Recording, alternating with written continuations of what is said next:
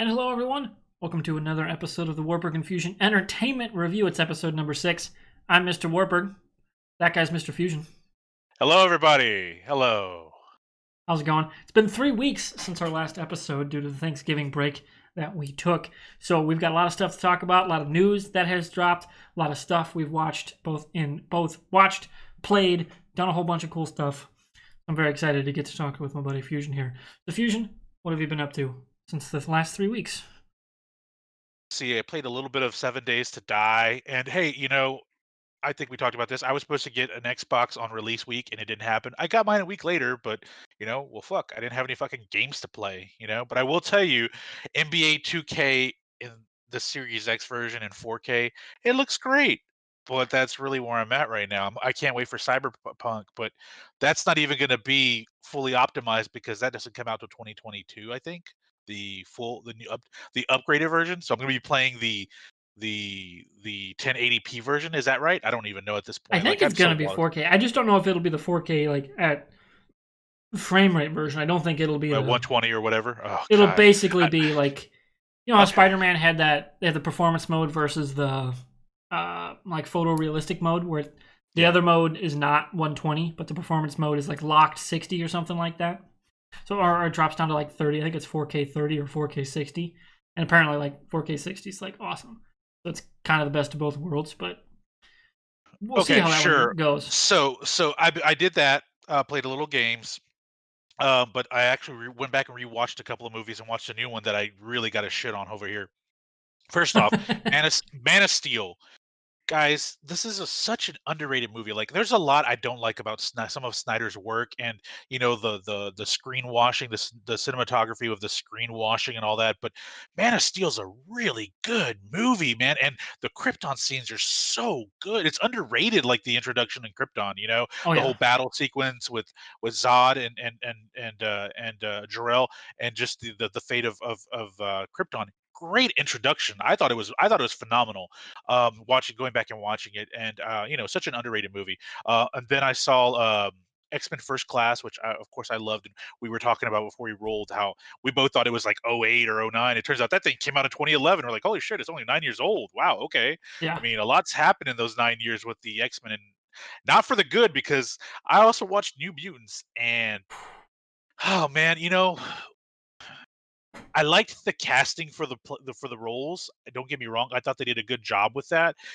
This is just another one where fucking Fox, man, can, like, just like Warner Brothers to a degree with Superman and other other movies, they just can't get out, the execs can't get out of their own way, man. And this was like, we thought that Dark Phoenix was going to be the end of, like, that whole Fox just kind of just holding down the creative thing, when it comes to the X-Men. But they had to squeeze one more in there, and I think Disney was just like, you know what? Let's not even bother to fix it. Just throw it out there so we can kind of remind people, look, what it was like before we take over and we make the X-Men great. That's really what I think this is. That's really it. The story was awful. Like, Cecilia Reyes gets shit on in the comics to begin with, and then she gets shit on in this movie. And then, are we really going to do the reveal that it's Essex Corp, Mr. Sinister? Really, this is what we're going to do? I was hoping it was going to be like either Mojo World or Arcade or something to that level, to make it kind of interesting. But it's like, nope, it's just it's more genetics with Essex Corp. I'm like, okay, well, we've hinted at this for a while now with the last couple of films. Can we get it over with and show Mr. Sinister finally? Nope, we're not even getting that, guys. Nope, no. Okay, so it's Demon Bear. Demon Bear's the bad guy. No, Demon Bear is a manifestation of Danny Moonstar. Oh God, like, this is just, oh man, like, just Yeah. so much, Like, if they really wanted to tie these characters into the MCU, they could have used Demon Bear and tie it into Ghost Rider, the TV show. Nope, we're not going to do that. We're not even going to do that. So yeah, that was a mistake watching that movie. It was really bad. So that's really it, man. And of course, Mandalorian. We since we talked, 3 episodes have dropped, and you've only caught 2 of them. I've Mm-hmm. caught all 3. But there's a lot to talk about in the first 2, so yeah, it's been a very interesting week of content and some good stories that we're lining up here. But that's been kind of what I'm in, rehashing some old stuff, just snuck in New Mutants, and I totally regret that. And played a little 7 Days to Die, a little Star Wars: The Old Republic, just to kind of get in the mood of Star Wars. Filoni and Favreau have really got me feeling nostalgic at this point. Mm-hmm. Well, speaking of that, like one of our friends now works for the community management of that game, which is nuts. Yeah, congrats Yeah, to her. I wish her the best over there.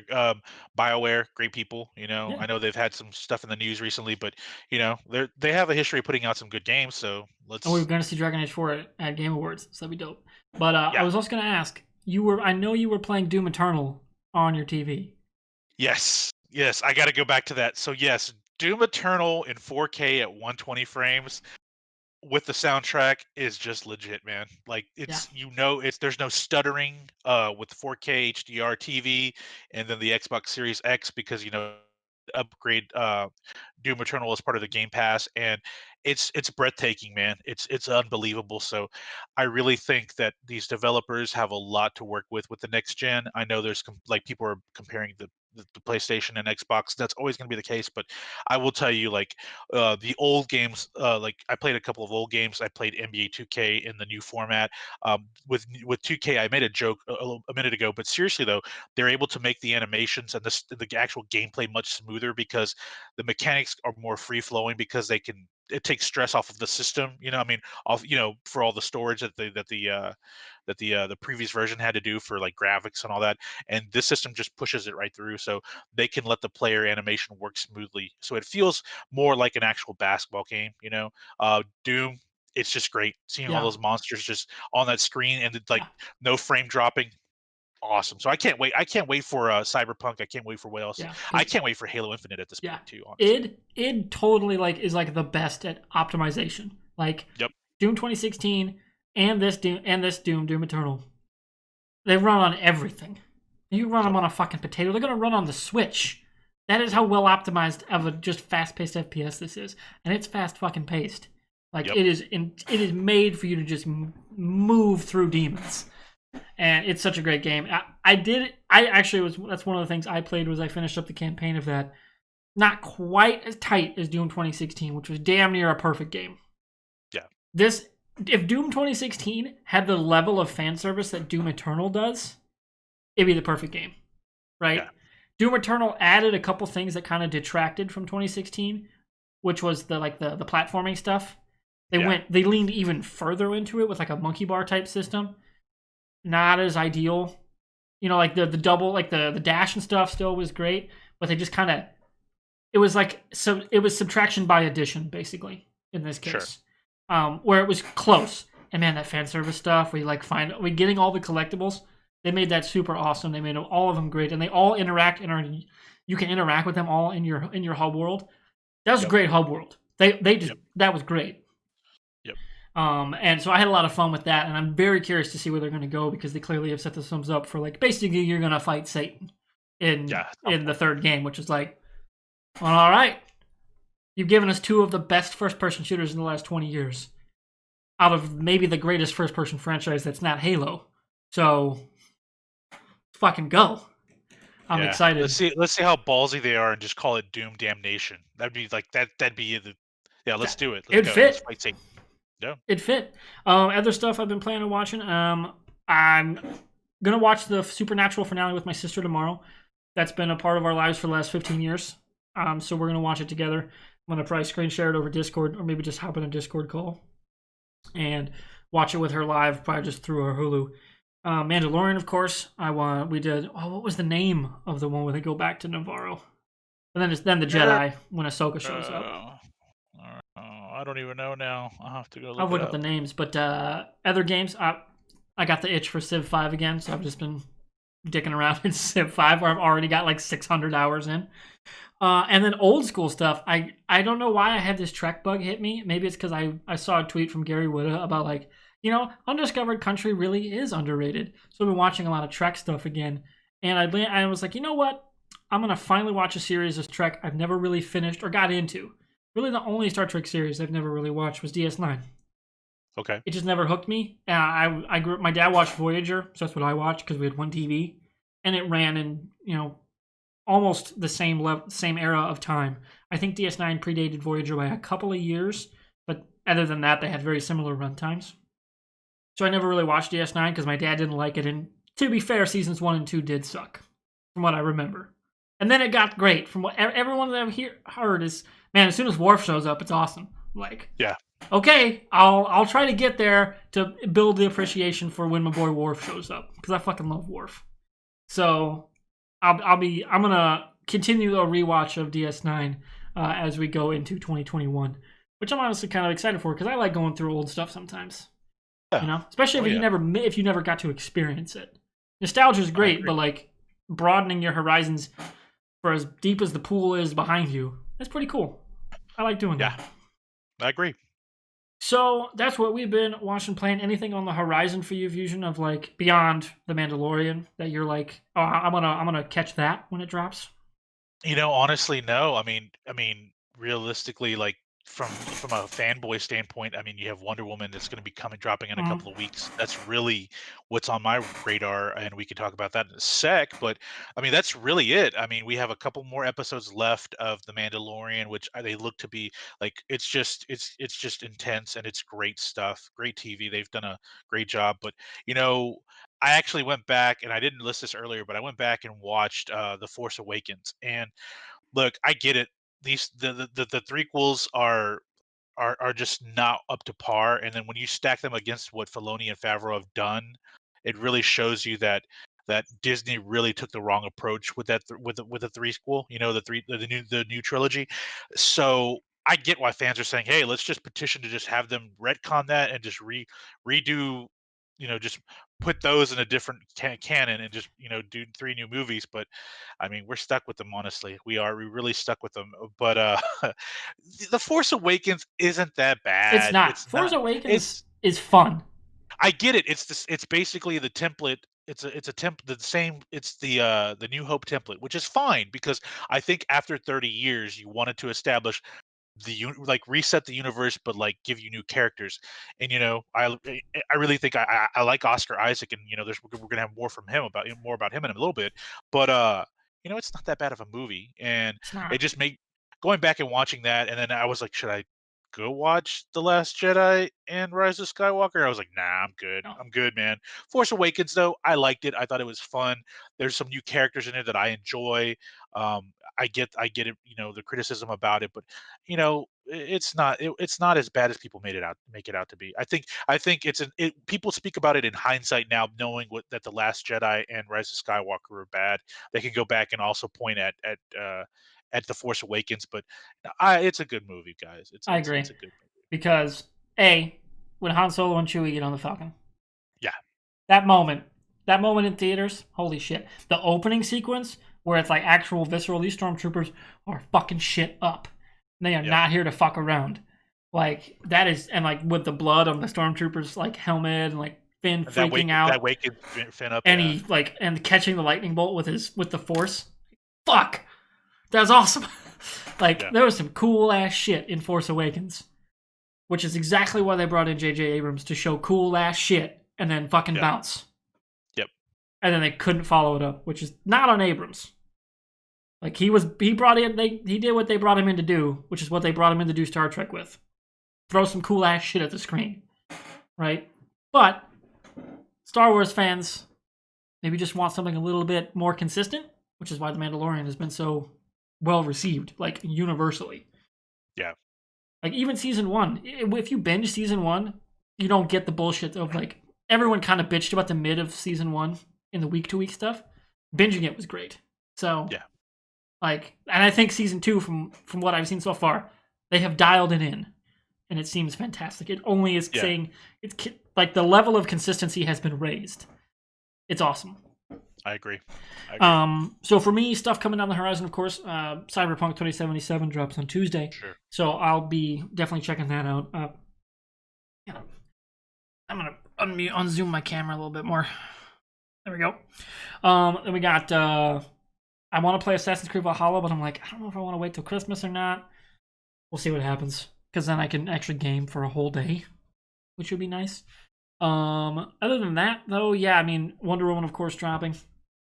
And then The Expanse, right around the corner, drops on December 6th. They're following The Boys' schedule, where it's going to be 3 episodes on the Wednesday the 16th, and then 1 episode thereafter, I believe, for 5 weeks. So we're going to have 6 total weeks of drops. I think there might be a break in there for the actual Christmas week, or maybe the New Year's week. I can't remember, though. I didn't look at their schedule again. But I think there might be a little bit of a break, and then we get the finale, which is pretty cool because I love that show. It's one of the best sci-fi shows since I think it's the best since BSG, the reimagined BSG for sure, and of course started on Sci-Fi too. Yeah, and you've been pushing me to get on Expanse, and I need to get on it. You do.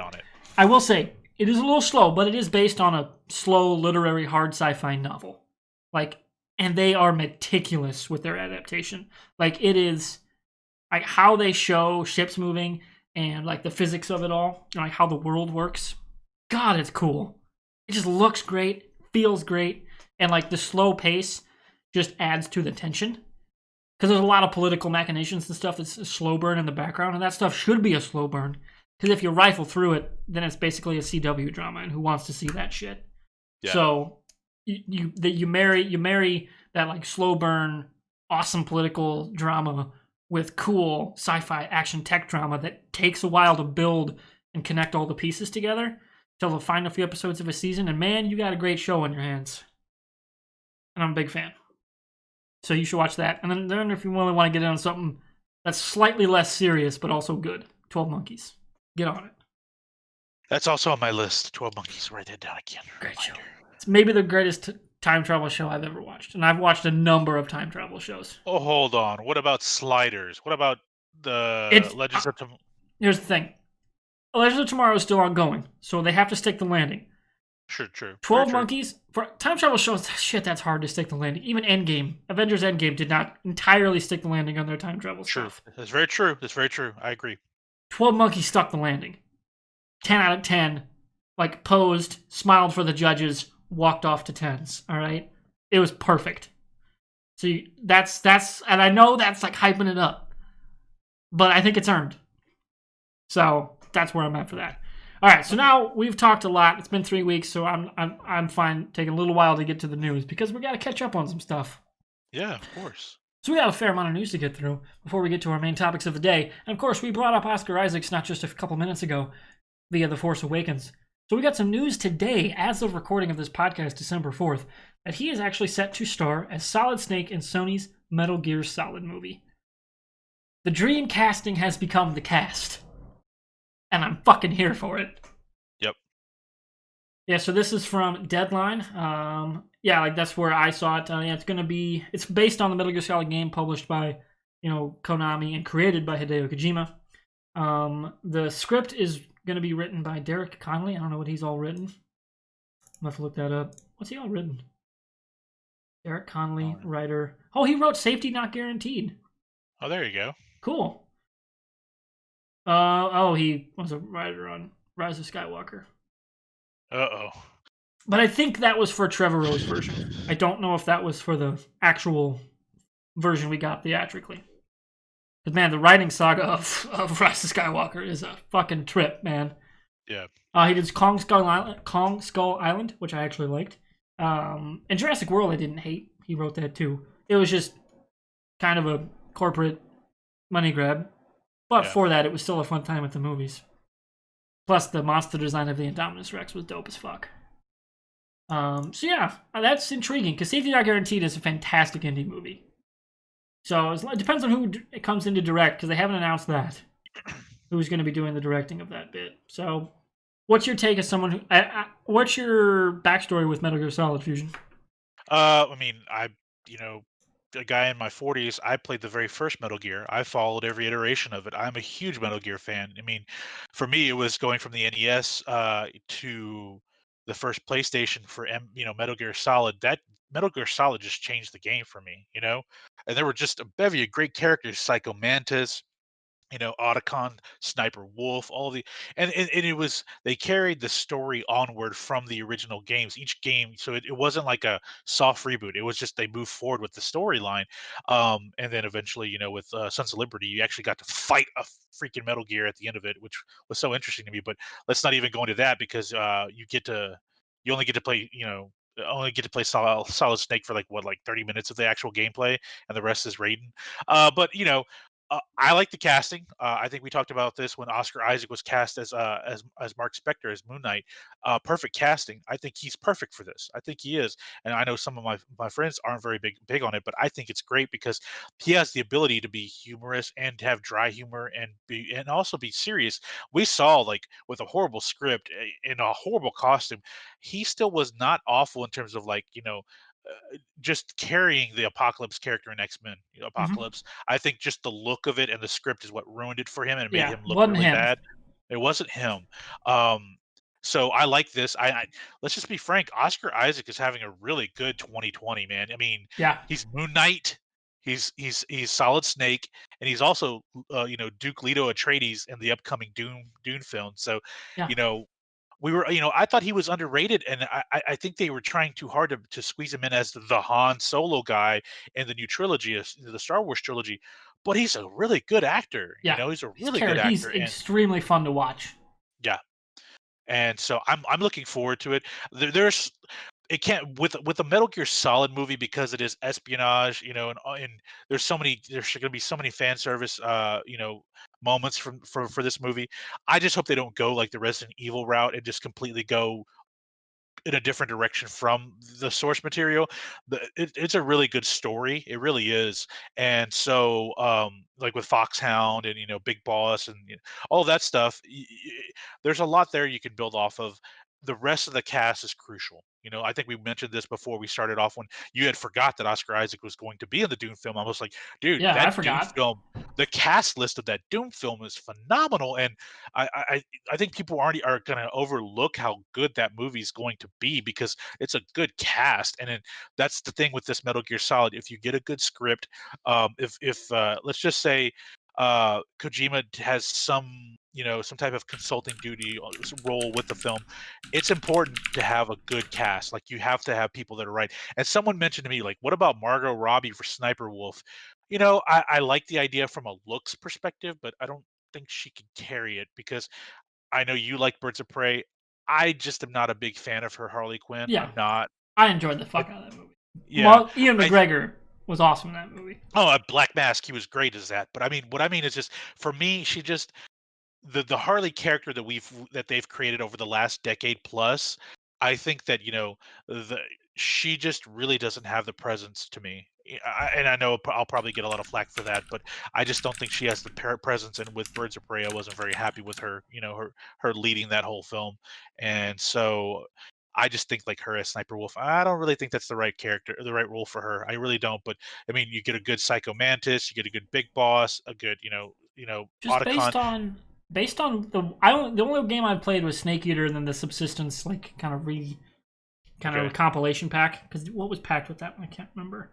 The Phantom Pain, was it the Phantom Pain? No, that was the one that came Oh, after, you're talking about Twin Snakes. You're possibly. talking about Twin 'Cause Snakes it's and like Snake it Eater. was Snake Eater and then like 6 months later it was like Subsistence. Yeah. They were both Metal Gear Solid 3, but I can't remember what changed and why they started calling it Subsistence. Something was different. That's the one I played, the one that's set in the Cold War, where you fight Big Boss at the end Sure. versus the Shago Had. Hmm. That whole one. That's the one I played. Thinking the Big Boss, I'm like the person that I see, I just like see Trisha Helfer, and I don't know why. Trisha Helfer. But given the age that Isaac is, you're gonna need someone close to his age because she's Yeah. supposed to be his mentor. Yep. So that is just what I see. But who knows? Maybe they're just like, hey, Katie Sackhoff, you want to come do this thing? Oh man, if that's Katie Sackhoff, then yeah, I think I Like, like I that. mean, it'd be up her alley. So Yeah, that'd be man. interesting. 'Cause, I mean, they're clearly doing Dreamcast is the cast for Solid Snake.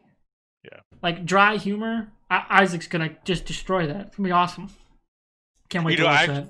I was actually thinking about this, and tell me if you think I'm off base here, but kind of an awkward Keanu Reeves playing Otacon.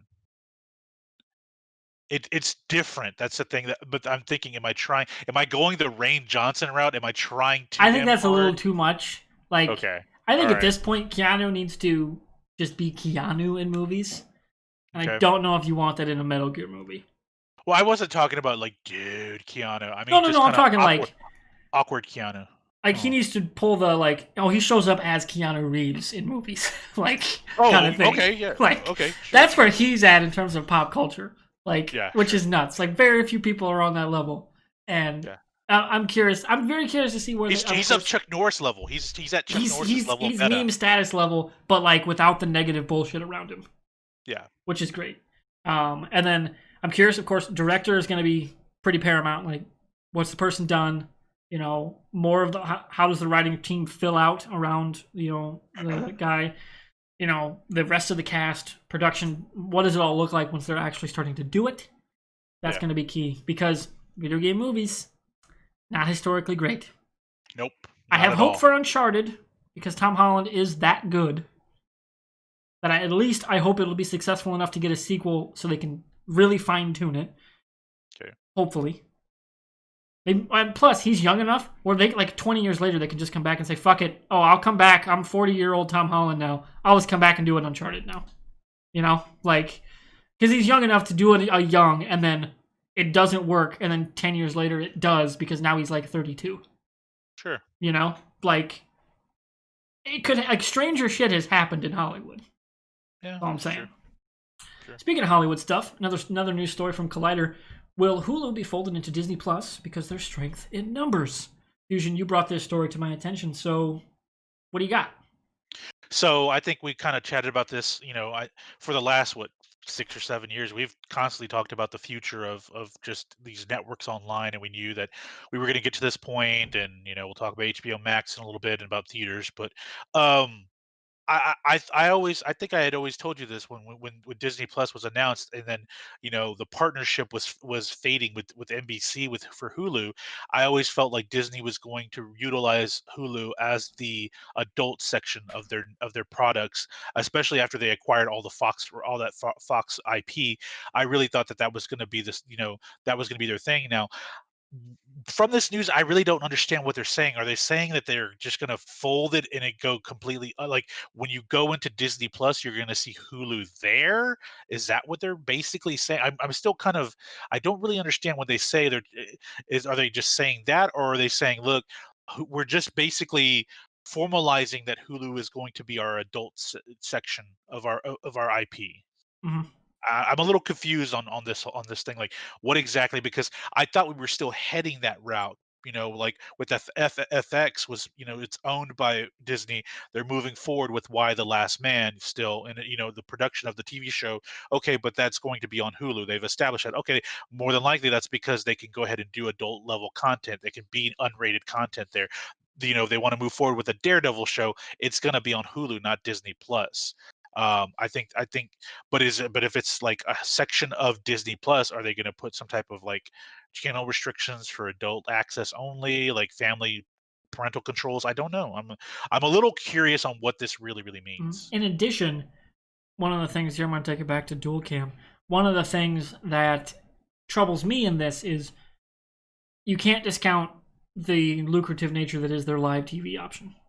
That's true. Like, Hulu Live is like their big push. Like, they have their FX on Hulu stuff and all those other things, but like Hulu Live is a direct competitor to what Google's doing with YouTube TV.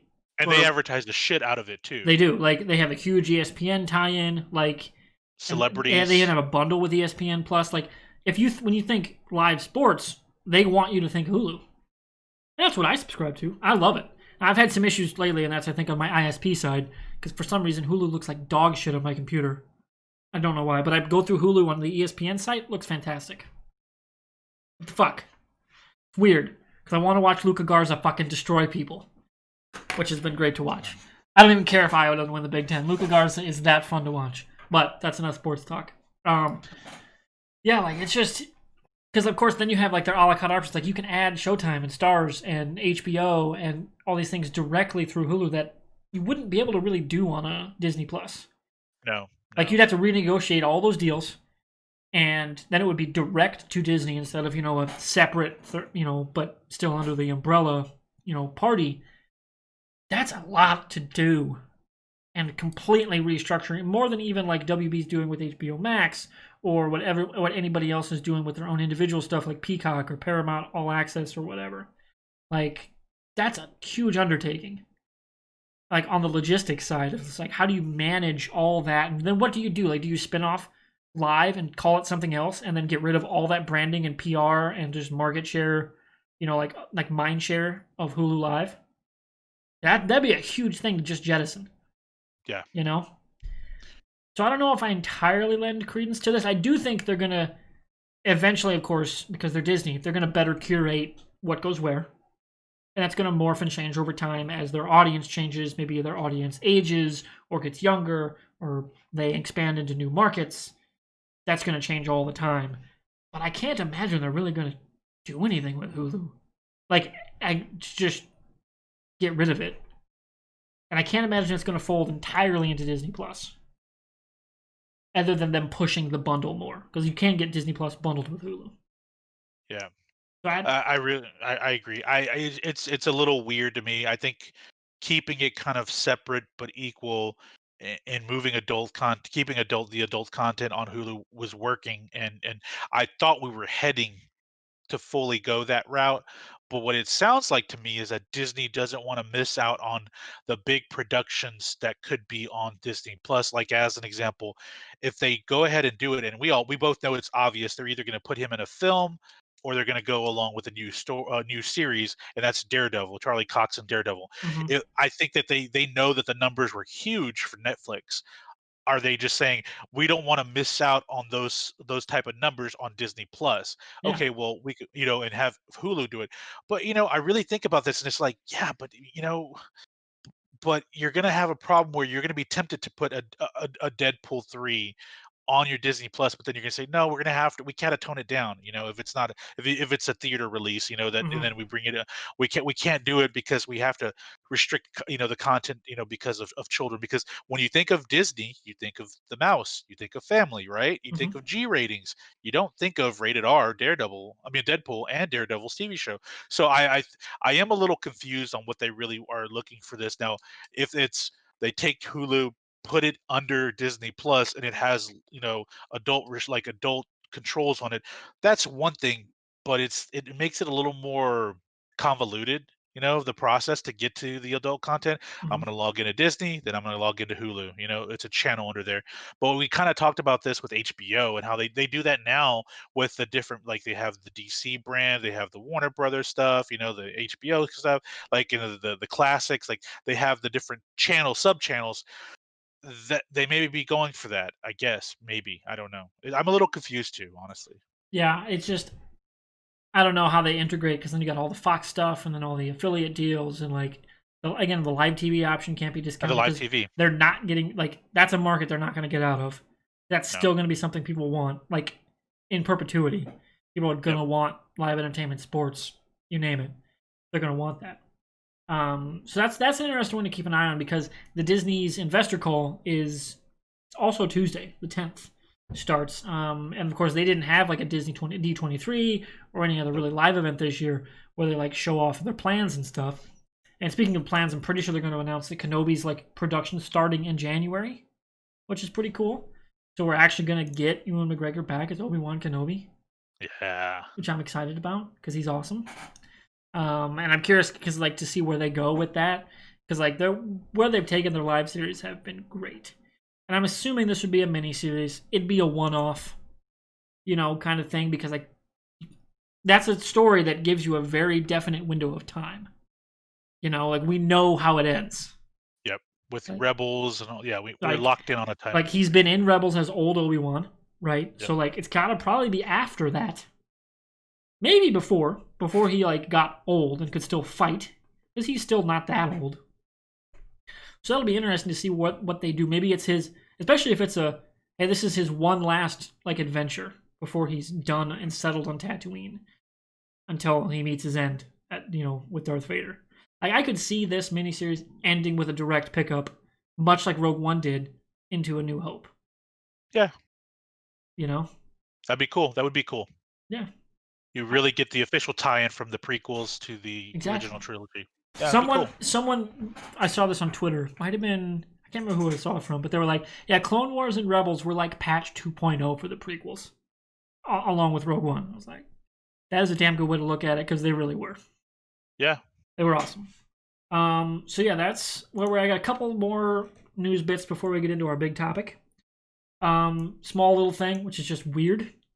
Game Awards this coming week, also Tuesday, I think. Stephen A. Smith gonna be a presenter. It's like, okay, Stephen A. Smith, Game Awards. Not a sentence I thought I'd say. Oh. I see Brie Larson. Brie Larson makes sense. She was big in Animal Crossing. I think she was actually even on that Animal Talking talk show.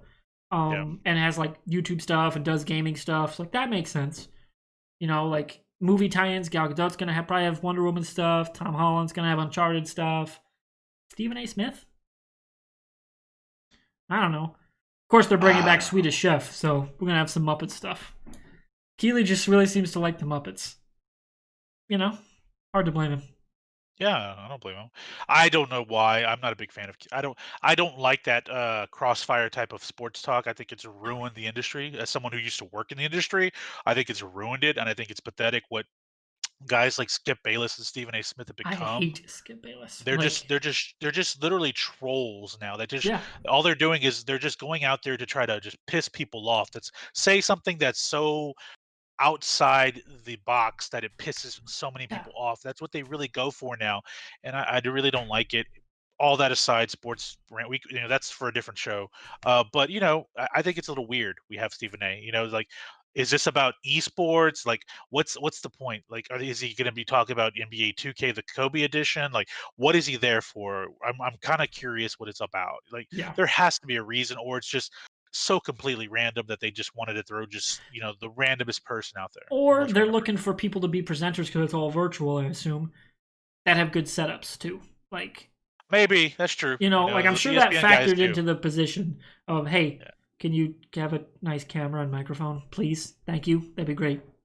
Like, cause man, watching some of these shows, like they've been watching like news networks and sports shows and stuff. It's like, really? I'm fucking a nobody in Iowa, and I've got a nicer setup than like almost everybody on TV. True. It's like, how is that possible? It's not that fucking hard, guys. Yeah, when Come I see on. reporters like talking with the onboard microphone for their laptops Yeah, when they and do like like, tiny little earbuds that are like and wireless. I'm talking about major networks like Fox Yeah. News, CNN, like these guys, and there's like blah blah blah blah, and guys, you couldn't spend $30 to get a headset for that. Come on, Yeah, really? like it's your people, not contributors that you're bringing in from outside. It's your No, staff. your Like, staff. come on. I Yeah, got a $400 camera, $80 mic, and it works great. I agree, man. It's not that hard. But We both have seen a little bit to know that Stephen A does have a good setup at home. yeah, So yeah, it makes a lot of sense. That's probably one of that or he we could need some. present from their set because they're back in set now, I think. Okay, Like which, hey, that works great for a Game Awards type show. sure. So I get that. Plus a lot of sports games. Maybe he's going to be the like best sports title presenter. Maybe. I didn't see what award he's doing. They haven't announced any of that yet. So a couple of the quick news things. We talked about Deadpool a little bit ago with the Hulu Disney Plus stuff. They announced a new writing team for Deadpool 3, which means it's actually happening, which is great because it was in limbo for a long time with the Fox acquisition. That is two of the writers behind Bob's Burgers are going to be writing Deadpool 3, which I'm very excited for. Because Deadpool, you brought up Mojo World earlier in the show. Deadpool actually has already referenced that and has done more universe building in 2 movies than the X-Men franchise did in like 12. Yeah. Which is sad. Yeah. Very sad. Well, I mean, he bridged. Not only of course, we have the X-Men that are in his movies, but he bridged into the new universe with the cameos in the second movie. I mean, it was just like, as brief as it was like they're there. It's comical. It fucking works. Like, okay, this works. Like we're gonna get some sweet Avengers. Like someone's gonna cameo. Maybe it's Chris Evans as Chris Evans is gonna cameo in Deadpool 3, and I'm here for it. Now here's a mind blower. We have Chris Evans, and he of course Deadpool's gonna make a Captain America joke because he can. But also in that same cameo, you have Hugh Jackman / Wolverine. That's happening. He's like, you guys haven't met yet? This is perfect. Now's the time. He's like, dude, do it, pop the claws. What are you talking about? Like, just act like he's been like Hugh Jackman knows Deadpool because Deadpool just will not stop fucking with him just because he's Hugh Jackman. Yep. That would be just the perfect Deadpool scene. It's like the Jimmy Kimmel Matt Damon. Yes, that went on. exactly That's what like it is. that. That's what it is. Exactly like that. And you have that payoff in the third film. And then you have him show up in the end of the movie, and he does pop his claws and just wreck some shit. That'd be a sweet callback. Yeah. Oh, that'd be. But sweet. yeah, I agree. There should be some references to the MCU, like actual outright some good, either a cameo or a direct reference. Because I mean, they're under the Marvel banner now. Why not? They're under the Disney banner. Why not? You know. Yep. So we got two last things. Speaking of multi-universe stuff, quick little bit to get into a TV universe, which is the Arrowverse. David Ramsey, the guy who portrayed John Diggle, is coming back to direct a couple episodes and appear as John Diggle on Superman and Lois, Supergirl, and I believe the Batwoman and DC's Legends of Tomorrow as a mystery character. And that's the one that has me very intrigued because DC Legends of Tomorrow has already said via the writing team and a couple of the actors, yeah, we're doing an alien story. And John Diggle found a very conspicuous green-looking box in the Arrow finale. This motherfucker, he's John Diggle, and he's Jon Stewart by like adoption. So he's gonna be Green Lantern, and I'm excited for it. Legends has been the most ambitious show DC's had live action wise. Like they did, they had the Atom grow giant before Ant-Man did in Civil War. Like they beat that to the punch. They're gonna beat DC to the punch in HBO Max's Green Lantern by like 6 months. Well, wait, because I haven't watched the last several seasons of Legends. Wasn't there an Atom up the butt reference too? Oh, he did. Like he literally flew up Rasputin's ass, and then Sarah's like, "Ray, do it, and he expands and literally eviscerates Rasputin from the inside out. I mean, so basically, they take the opportunity to take the jabs at Marvel when they can. Yeah, and like they're daring in that regard. Yeah, like they're very on the nose, but in like a we know, like we're winking at the audience the whole time, which is why Legends works. We're both in on it. Is basically you're in on it, we're in on it. Legends is schlocky cheese. Sometimes the acting's not great. Sometimes the writing's not consistent. At least on the plot side. Character side, the characters are perfectly written. You never question, the character would never do that. Ever. Like, not once since season 1 have I ever questioned that. Which is awesome. Very few shows does that happen in. Because oftentimes you'll have characters just make out-of-character decisions to service the plot. In Legends, it's more, sometimes the plot is shitty, but the characters are consistent, which is why it works. And it's hilarious. So, that's why it's one of my favorite shows. But I agree, John Diggle. We're getting Green Lantern. We're getting Green Lantern. It's gonna be great. Yeah. It's gonna be so awesome. Good.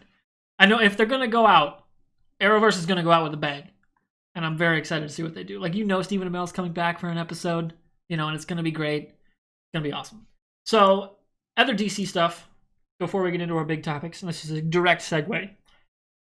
The news of this kind of cycle started on I believe it was December 1st, so just a few days ago. Patty Jenkins tweets out, and the DC, everybody retweets her to be like, hey, Christmas Day, 4K, HDR, Wonder Woman. HBO Max, no cost to current subscribers. Day and date with theater release. Fucking awesome. Like that by itself. Amazing. So now we know HBO Max is upgrading to be 4K, because it has not prior been. Which means Game of Thrones in 4K. Yep. Like, I want to watch Chernobyl in 4K. That was awesome. Oh, yeah, dude. I want to watch their premiere stuff in 4K. Because they shot it in 4K. Now they're going to be able to stream it that way. Because it was on HBO Go. And now had 4K. Yes. The bitrate wasn't the best. It was actually better on Hulu than it was on directly through the HBO servers. So I'm curious to see how that side will work. But, like, Wonder Woman streaming in 4K HDR. Both versions, Dolby and HDR10. Holy shit, that's awesome. For free if you're subscribed. Then, literally, I believe it was yesterday? Yeah, was it yesterday? I was like, oh my god. I saw somebody tweeting about how, like, man, what's Disney gonna do? Like, they got Wonder Woman and Suicide Squad coming out for free. I'm like, wait, what? So I started diving through Twitter, and I find Warner Brothers just dropped the fucking hammer on the entire industry. Like, no fucks given. We don't care who you are, what theaters you own, what studios you own, what you're making. This is just what we're doing now, which is amazing. So they're going to be releasing all of their new movies simultaneously, day and date, for a month time frame for free for current subscribers on HBO Max, on top of the theatrical release. Crazy. Now, who knows if that'll continue into 2022, but for the entire year, like I have the list here. Warner Brothers 2021 release. Wait, there was a Mortal Kombat movie? Uh, is there another one? Like, is it like Raiden or I have no Oh, it's idea. January 15th, 2021. Huh. Then we got like Tom and Jerry, which is an animated live action kind of movie in March. You've got Godzilla versus Kong. We brought up Kong Skull Island earlier. I'm excited for that because I Godzilla the 2014, 2015. What are you talking about, Bryan Cranston? Yeah, that I think one that was is an 14. underrated monster movie. People shit Yeah, on it because it's more of the human focus, but then they're like, "Well, did you ever really watch the old ones? Because they were pretty human focused too." And then they show the monsters at the end, which yeah. Godzilla did. And I actually like that one. Godzilla King of the Monsters, a little too on the crazy side, but still very fun. So I'm curious to see what they're going to do with Kong versus Godzilla. We got Space Jam, A New Legacy is coming out. Suicide Squad in August. Yep. Dune on October 1st. Matrix 4. Like, that's a huge lineup. And that's on Christmas Day, including Wonder Woman 1984. Yeah. That's insane for the industry. Like, so if you should, So yeah, go ahead. I was gonna say, for all of 2021, that's gonna be nuts because theaters aren't gonna rebound right away. Like the ones that survive and get through the next 6 months will probably all rebound to close to what we had before, but a lot won't get through the next 6 months before vaccine kind of hits mass market. So what do you think this does to the market going forward? You know, we don't talk much about the whole pandemic. We've mentioned it in snippets throughout these episodes. For me, um, I think this is going to be probably the end of the big box theaters. I think we're going to see more niche theater at this point. Like, the people that love the movie experience, that like to go to a draft house, a movie house, kind of those art house type of theaters. We're going to see those places, that financially are able to get through the next 6 months.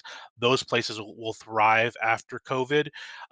The big Regals and AMC's of the world, I think we're looking at the end of those guys, just because I think for those, the whole cheap experience, the cheap movie experience, it's going to be more convenient for folks to just stay at home and watch first run films. Because and all this is, and we've talked about this, and I mean, when I say this, I'm interested to see what happens in 2021, because we have productions of 200 million plus for a lot of these films. Dune 200 million, Wonder Woman's 200 million, Suicide Squad's in the hundreds of millions, Matrix is like 100 to 200 million.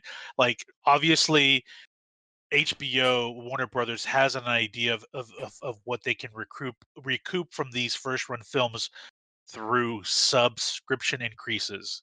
And I don't know what those numbers entail. Like, I don't know what they're looking at. But because we talked about with Disney and Mulan, obviously the numbers weren't huge compared to like a box office, but it was Mulan. But Disney loved the results that they got from charging for those films.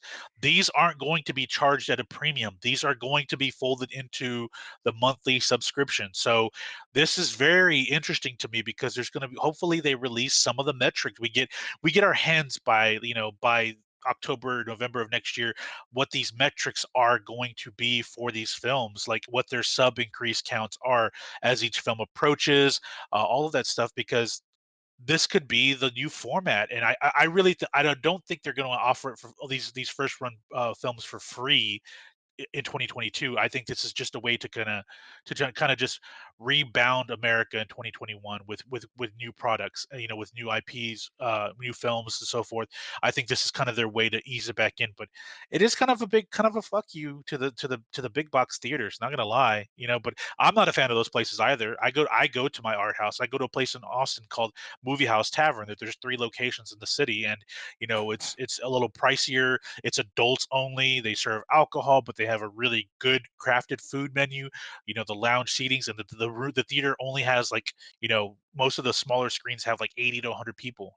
So you're Yeah, not filled to the brim with like a Regal that has a 400 room a Yeah. 400-seat room. You're not going to have that anymore. And I was never a big fan of that anyway, just because I know my old age now, I've become a bit of a germaphobe. But I think this is going to be an interesting trend, and we're going to see the end of big box. I think so. Yeah. Which honestly is fine with me. Like, there's a time and a place for that. Like for me, like Endgame or Infinity War, or like for me, one of the craziest ones was fucking Fast Five, Fast Six, Really. Fast Six, where they show Han dying and then it pans up to Jason Statham. Theater fucking exploded. Like it was chaos. Everybody lost their goddamn mind. It was like Thor hitting Wakanda. I don't know if it was that specific audience or what it was. It was insane. But Thor arriving in Wakanda, come on, that's like one of the loudest events I've ever been in a theater before. And I was in a small theater of like 100 people. Went to the theater 3 times. Same thing every time. Everyone just lost their shit because the movie did such a perfect job building up to it. Yeah. I'm going to miss that a little bit. But a more crafted, tailored, to the point movie experience in the actual physical locations, I'm all for. Like, I'm remote, so like I kind of have to drive already. And I hope somebody does something with it into like a tap house like area in my market. Or maybe even if it's just a drive-in. Again, like drive-ins are going to come back too. Like, oh yeah. I mean, that kind of niche market is prime for a little growth here. Might take a little investment from inside the industry itself. But like there's still a market for that. And there's always, I think, going to be. It's just not going to be quite as lucrative as what it used to be. Especially as now they're getting rid of the old theater structure because of that Supreme Court case is now like null and void. So like theaters could be owned directly by movie theaters again, but it ain't 1990, it's 2020. They don't need to own them anymore. They can just fucking sell direct to you at home. Yep. And we brought up earlier, of course, like when we were talking about this once the news dropped, like Disney, this is also kind of a big middle finger to Disney charging $30 because it's free for a whole damn year, not per release, which is crazy. So number one, that's great sample size for the data. So we're going to actually see, and they're going to see, is this feasible? Do we have to charge? What do we charge? What are the bumps we see? What are we going to see and we expect to see when we start charging? Like, that's a lot of great data because it cuts across superheroes, cuts across sci-fi, kids movies, like family movies. Like, they have a lot of stuff coming in 2021. It's going to give them a really great sample data size. Sure. And it's going to put the onus on Disney to really rethink, I think, their strategy. Yeah. Because, like it's going to put the pressure on them. Do they really want to push Disney Plus and that Hulu thing that much? Like, what do they do with that? Like, that's going to put a lot of pressure on what Disney does. Yep. Because nobody else is really playing on this HBO Max Disney level. None of the other studios are on that level. And so I'm curious to see where that accelerates. Like, what does Universal do? Because they're close to WB. Closer to WB than WB is to Disney. Yeah. But they're not on that level. They don't have the infrastructure. They don't have a platform like an HBO, like because they're not owned by AT&T. They're their own thing. So that's going to be how that works its way out is going to be interesting. And then my point for 2022 is like, I still don't see them charging $30. And HBO Max is a more premium service. So I see them doing like a $20 movie.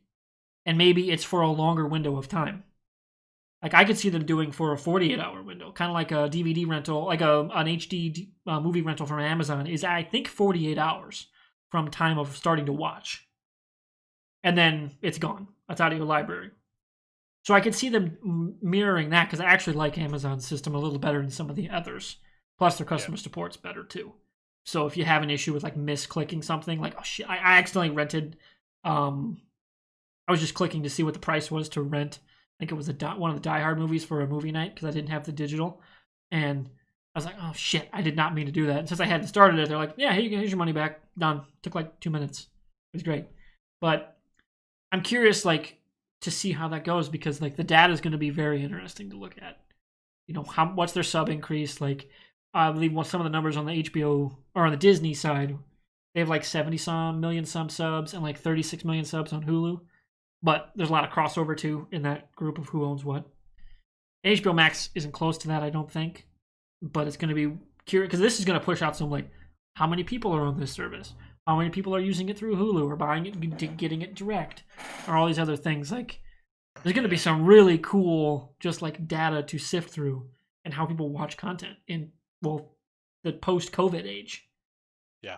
Which is going to be fascinating just for the whole industry. let alone Well, WB itself. yeah. I think, well, first off, HBO Max, Warner Brothers needs to secure that deal with Roku, get it done.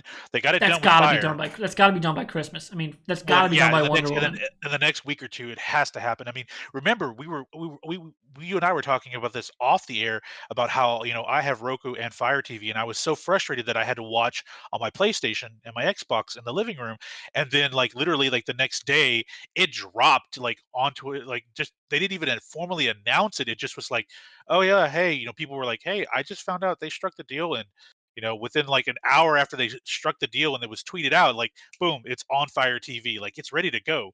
So I know a couple weeks ago there was negotiation rumors that they were about to settle a deal with Roku, and so Roku's stock dropped up, skyrocketed 10% at that point. But they need to get that deal done before Christmas because you're missing out on just I'm not going to say a huge chunk of people, but you're missing out on millions of people that will watch Wonder Hmm. Woman that are just they're just fixated on Roku. Like they may not be Amazon people. They may not be like, I'm not going to become part of that machine. I don't want the number of the beast, whatever nonsense. Like Roku is, the same type of Yeah, product, but it's not as interwoven with everything and you're gonna get a else. lot of new Roku people too, because Christmas Day, new tech, new smart TVs, new Roku boxes. Yep. Like, and that's one of the first things they're gonna see because Roku's HBO is gonna work an advertising deal with them to push Wonder Woman to the fore of everything they have on all their devices and services. Yep. Shitload of people. Yep, and like Roku, the one thing Roku does really well is when you have Roku, like I have Roku box, some old Roku boxes on old TVs. I have Fire TVs and Fire sticks and stuff, but one of my bedroom TV is a Roku TV, like a TV with Roku on it.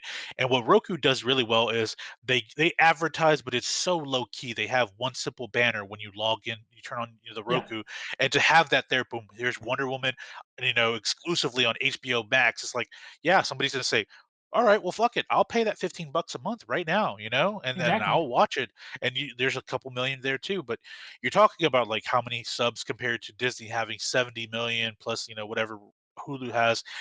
That's a lot of money. I mean, you think about it, and of course, 70 million people don't will pay what is it, $8 a month for Disney Plus, Yeah, $15 for HBO Max. Let's say at $15, let's just say that there are 20 million, subscribers to HBO. Let's just say to HBO Max, 20 million. You're talking about 200 million plus a month in revenue, right? I mean, even still, with the cost of all these movies they're showcasing, I think that they're going to make cut a loss in their movie division.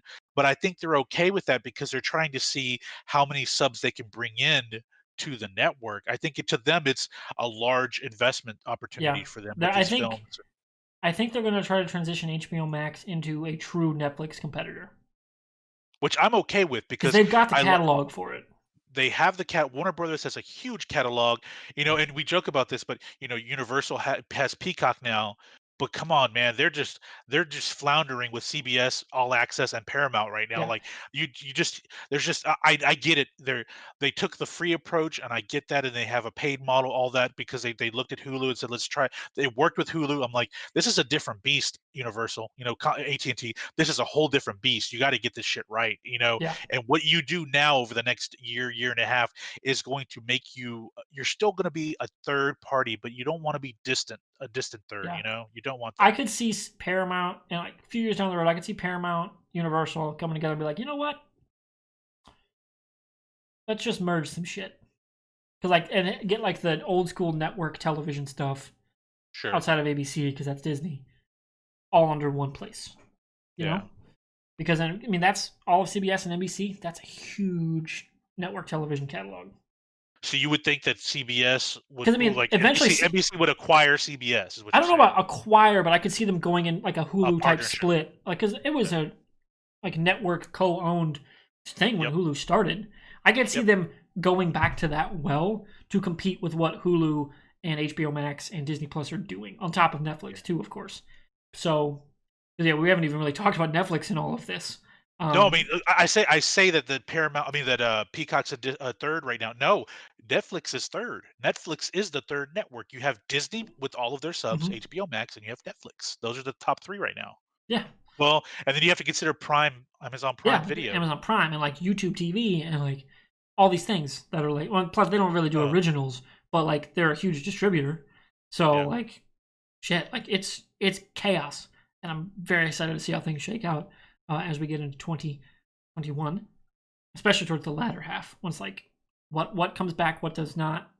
Some things are going to try quickly. Some are going to take years to get back to what they were. Yep. Be fascinating to watch. So our other big story, we've been going a little under an hour, so let's get into our last story. Turn off this thing.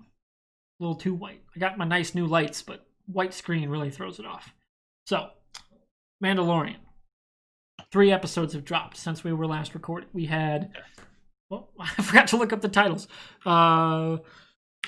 Mandalorian season 2. You have The Siege, which was directed by Carl Weathers. Yeah, that was episode 4. Yeah. Episode 4. Episode 5 Siege. was The Jedi, directed by Dave Filoni, which we know what that one was about. And so then great. This week's episode is The Tragedy, directed by Robert Rodriguez, which you have not seen yet. I have not seen yet. That's literally this TV right here. I'm going to go turn on my Xbox, play it in 4K. It's going to be awesome. Such a good episode. Okay, so episodes 4 and 5. Man, this is such an amazing show. Like I just where to begin? This is what we wanted out of Star Wars for 30 years. You know, everything about it, the characters, the fan service, but not overindulgence of the fan service. I liked The Siege, Carl Weathers episode. That's It brought back Cara Dune and Grief Karga. And the fish dude. Yeah, the very first episode. Yeah, that was a great little tie-in. I mean, it was there's humor in there. Plus, I mean, you talk about Moff Gideon, Giancarlo Esposito. That storyline, you know what's going on now. What happened with the M? What did he call it? The M, it's midichlorians. What did he call it? The M count. Yeah. M count. Removing the M count from at this point it's still Baby Yoda, okay, or it's still the child. I really like what they've done. I really like what Carl Weathers did in that episode.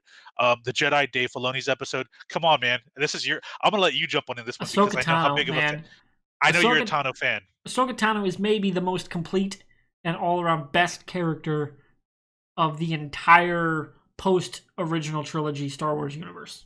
And I want to say this: when it was announced, Rosario Dawson was cast as she got some flack, and you were one of those people that were nervous. You weren't like critical, but you were nervous. I was more curious because again, we hadn't seen The Mandalorian yet. Really, do aliens beyond a couple Twi'leks?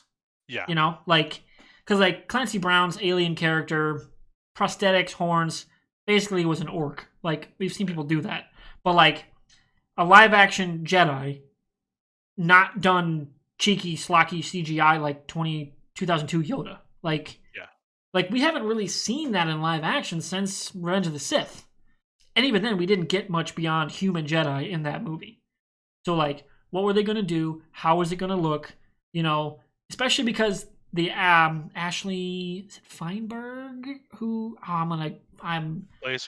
who played her in the show and is really about Ahsoka Tano as a character. Like her whole brand is about being Ahsoka and what that means to female representation in the Star Wars universe.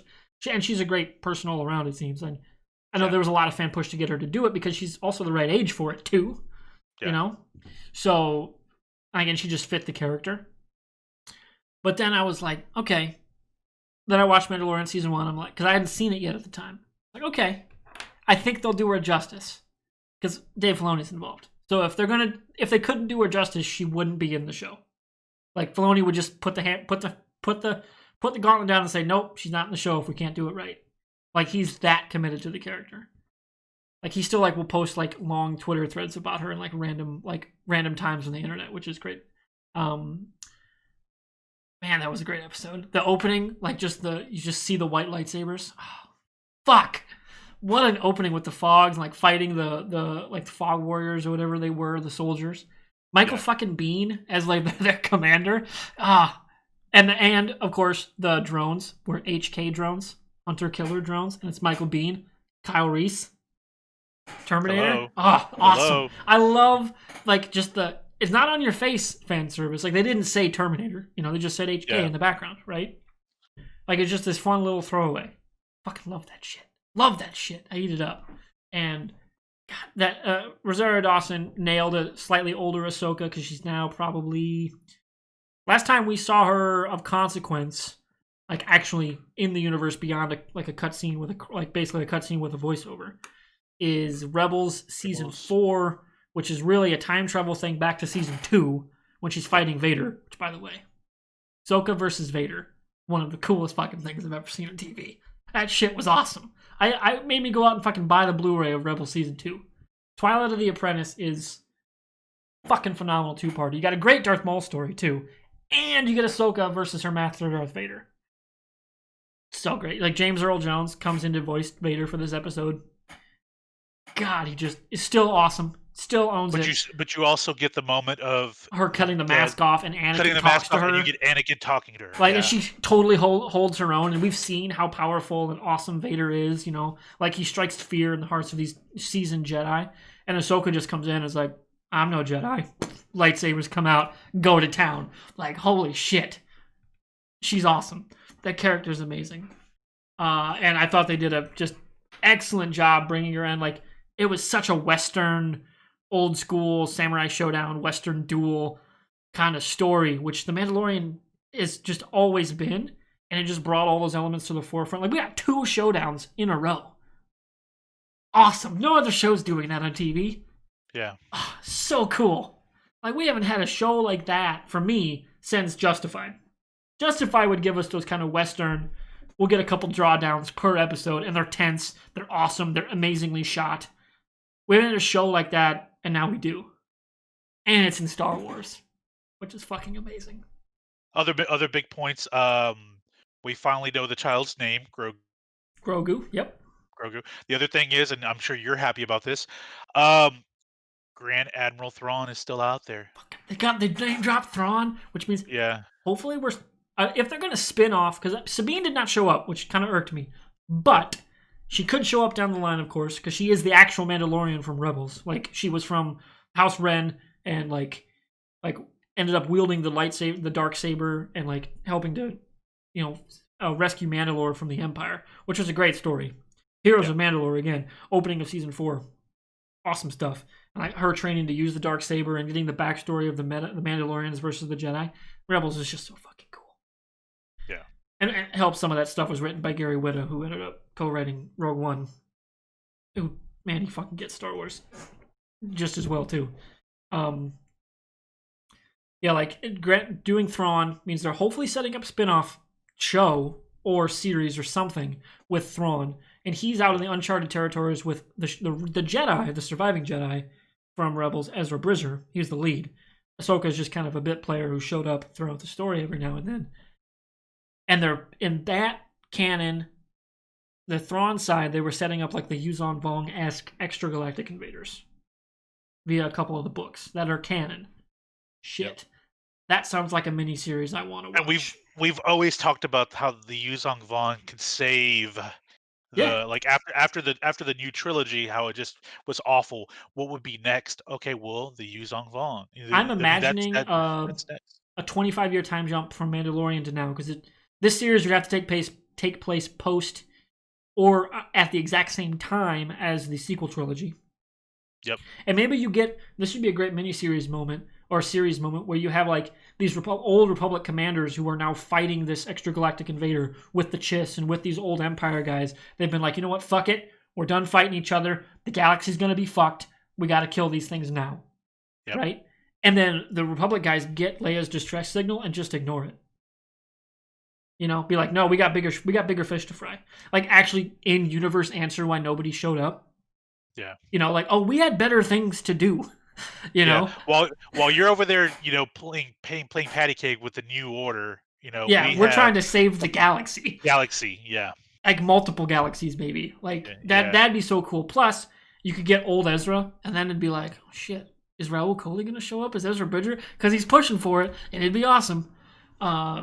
Which would be just crazy, because like they could still do a Mandalorian time jump and just make the Mandalorian Sabine, and it's still the Mandalorian. True. Like, True. I don't know if they continue the Mandalorian as a series or if it's just a self-contained thing and then they move into the next arc. That is far more likely. I think. Is it like Narcos, basically? Where kind of. I could see them doing a couple seasons, it shifts to a different Mandalorian. I could see that because like the Mandalorian culture is just as deep and incredibly mysterious as like the Jedi and the Sith culture. Like Well, they're the kind of the third party to all this chaos, yeah. and they're really cool. Well, Bo-Katan a couple episodes, previously kind of helps establish that. I think of Yeah. people that don't really know the history of the of Mandalore, they've kind of teased it more in season 2, and without giving away stuff, but you hear even more of it in this week's Oh, I'm episode. sure we do because I So, have an idea of who the character is everyone's freaking out about.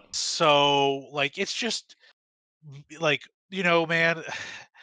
Filoni and Favreau really did the fans justice in a lot of regards. Yeah. What I mean is they took all of what was the extended universe that was written in different formats that became what was it called, Legends Yeah, Star or Wars like Legends or Legends something. Yeah. or something.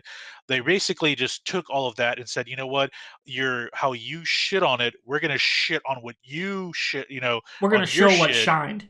Yeah, and show you what shined from that, and we're gonna make it cool. And they did that, and they've done it in just a few 30, 40-minute episodes, man, and Which is they've made it awesome. really cool. They've made it cool to like Star Wars again. They Yeah. really have.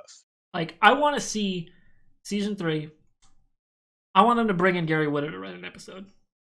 That'd be interesting. That would be so fucking cool. Even if it's just like a flashback to like Mandalorian, like in training, like episode or something, where it's still the Empire hasn't fallen yet.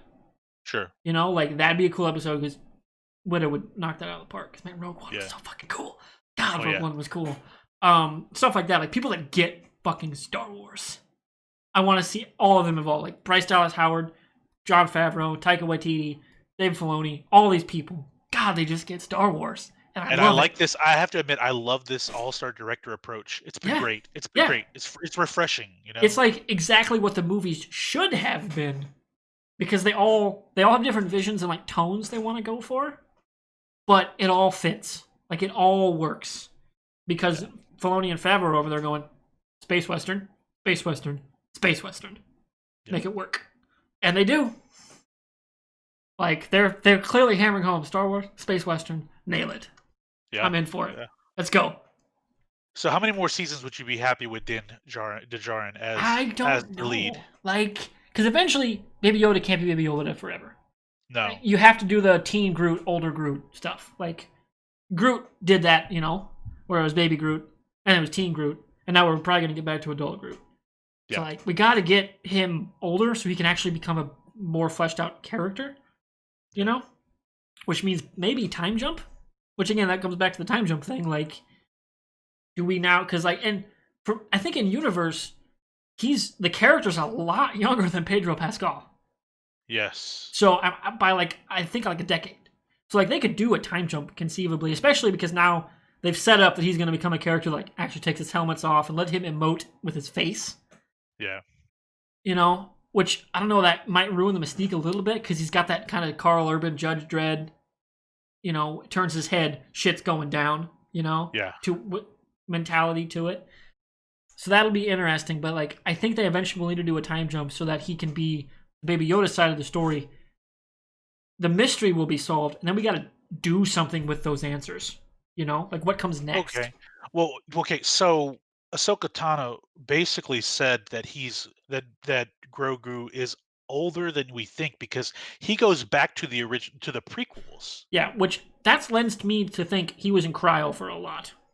He was either in cryo, yeah. But here's the thing: is that people don't really want to talk about this because they keep calling him Baby Yoda. But here's the thing: is that first off, I was a little offended by Ahsoka basically saying that she only knew one other of his species, referring to She didn't Master know Yoda. Yaddle. Yaddle Okay, was. come on, Here's man. the thing. Okay, I We know she know didn't know Yaddle. she shows up post Attack of the Clones Okay, in yeah. canon. She was a Padawan, right? She was like 9. Phantom Menace was 10 years before Attack of the Clones. Okay, So who knows? Maybe Yaddle just fucking died right when she was born, right? Like we don't know that. Yaddle was never seen after Phantom Menace. well, see, here's something that was proposed that I like this idea. People want to. People aren't talking about this idea because they've named him Baby Yoda even though he's not Yoda, right? With Ahsoka basically saying he was around, 30 some odd years before. Yeah, What if he is Yaddle and Yoda's offspring? could happen. And basically Yaddle, the reason why she disappeared after the Phantom Menace is because of this offspring that had force powers. Then they brought the baby, the child back to the Jedi Temple, just before Revenge of the Sith, the whole thing happened, so he went on ice. I mean, there's so much there because he's either older than they age much slower, which Yeah. makes the time jump harder. For Mando to if they time jump 10 years, it really doesn't do anything based off of the Or they could do he's storing energy for a quick, transformation. Now that can happen too. But Some creatures it's do just that in like yeah. actual biology. So that wouldn't But be I too think weird. I think I think that's being overlooked is that they're basically tying him into the first 6 films now in some Also, regard. we had the first guy with glasses in this show. I've totally forgot about that. We got the first toilet and the first glasses in Mandalorian. I watched How It Should Have Ended. It's like, wait a minute. They're right. Pilot episode, first guy goes to take a shit. We ever see a toilet. Oh God, yeah, that's right. Outside of Rebels, because Rebels we do get a great bathroom scene with the new Fulcrum, Agent Kellis. Yeah. Well, and then we see the Doctor has glasses. First guy with glasses. The Frog Lady, that was the first reference ever in Star Wars about going to the bathroom, where he told her, if you have to go to the bathroom now. I noticed that because I was like, they never talk about it. I was like, I think that's the first bathroom reference, the first bio reference ever in Star Wars. I think so. Yeah, it's nuts. Like, that was never expanded upon ever. It's like, really? I mean, in Star Trek, you got like fucking sonic showers and shit. Like, you talk about that all the time. Yeah. Crazy. It's weird. Just weird little bits of the sci-fi stuff. And sorry, I totally derailed your point of topic, but I wanted to mention that. I mean, they've got a poo even in a galaxy far, far away. I mean, come on, we don't need the full details, but it was just very odd that we don't. It's just kind of something we don't talk about. Yeah, the kind of just day in the life of that happens in like Western stories. Yeah. Which totally fits the theme of what they do. Which is pretty cool. So that's like an hour 10. So we should probably wrap up. Let's wrap it up. So yeah, hopefully we'll have a guest for next week. I have to actually ask him this weekend. Now that we know the schedule for when Expanse drops. And of course, Mandalorian only has 2 more episodes. Hopefully, when do you think we'll get to the finale before we record our next episode? Let's see here. Let's see. We have 2 more episodes, right? Yeah. So boom, boom. If we record that, if you're able to catch it on the 18th, I'll be able to do that time. I swapped early days this week, so I couldn't get home before 6. So I think we should be able to just watch it not long before we record, so we can really talk about. I agree. I want to definitely get those 2 episodes in. Alternatively, I was thinking we could do the guest episode with the Expanse, and then do like a mini WAFER all about Mandalorian, the finale. I'm cool with that too. I'm cool with that. And a little tidbit for anybody who's watching this on the YouTube side. I'm this weekend going to be looking at, now that we're going to get a logo and some stuff done, to get us on some podcast services for the MP3 side. So that'll be interesting. So nice. I got to talk some logistic stuff with Fusion here off cam a little bit. But that's it for the show. Thanks for watching. Got some cool stuff on the horizon, so hopefully you tune back in for that. You can follow me at MrWartburg. He's at It's Mr. Fusion. Links will be in the description below. And stay tuned. In a couple of weeks, we'll have 1, maybe 2 episodes to drop. Who knows? See you then. Later, everybody.